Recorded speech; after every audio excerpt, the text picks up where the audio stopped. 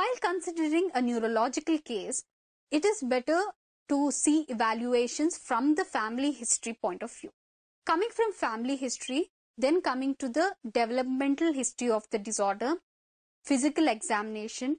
If dysmorphology present, then examination of the dysmorphology. Any diagnostic tests present, like it can be a genetic test or a biochemical test, should be done.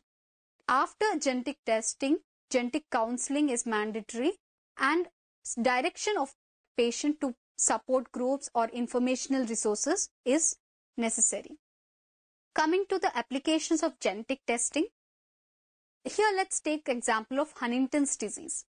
If the Huntington's disease, the proband is there, then we go in for the diagnostic testing, that is the gene testing for the particular individual. In the same family, if the children of the person who is affected wants to go for a testing, then that is called pre-symptomatic testing. And the grandchild or the third generation of the person affected with, let's say, any disorder, then that they can go in for prenatal testing to know the risk of the individual or the child to be born is having the disorder or not. So that is called prenatal testing. So here are the three categories which I have mentioned for our understanding, in which genetic counseling can be used. The first is diagnostic testing, next is pre-symptomatic testing, and prenatal testing.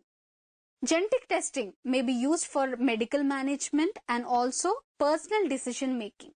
Genetic test result usually apply not only to the patient but also to other family members present in the affected family. Genetic testing may be performed in the context of genetics consultation and should include informed consent, test interpretation, follow-up medical and psychosocial services.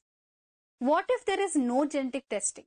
If there is no genetic testing available, most people are seeking information how to cope with the disorder and the coping strategies as much as they are test results. So the coping strategies will enable them to manage their disorder well. Now, other thing is to think about research, how well to go into research.